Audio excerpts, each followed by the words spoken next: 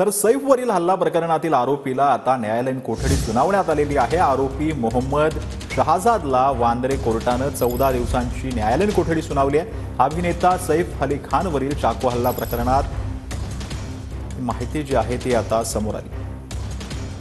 तर तपास अधिकाऱ्यांनी कोर्टात काय सांगितलं ते आपण पाहतो आहोत। गुन्हा करण्यापूर्वी आरोपीनं आधी रेकी गेली होती असं तपास अधिकाऱ्यांनी कोर्टात सांगितलंय। आरोपी हा काही मध्यस्थांच्या माध्यमातून त्याच्या गावी पैसे पाठवत होता याचा तपास करायचा असल्याचं देखील तपास अधिकाऱ्यांनी सांगितलंय। हत्यार आणि इतर साहित्य जप्त करण्यात आल्याचं देखील तपास अधिकाऱ्यांनी कोर्टात माहिती दिलेली आहे।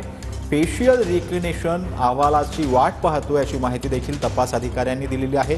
एक टीम कोलकातामध्ये गेल्याचीही तपास अधिकाऱ्यांनी माहिती जी आहे ती कोर्टात दिली आहे। कोलकातामध्ये गेलेल्या टीमकडे नवीन माहिती असेल तर पोलीस कोठडीसाठी पुन्हा या असं देखील कोर्टाकडून सांगण्यात आलंय। तुम्हाला तपासात नवीन काही खुलासे झाल्यास आरोपीची पुन्हा पोलीस कोठडी घ्या असं देखील यावेळेला कोर्टानं म्हटलेलं आहे।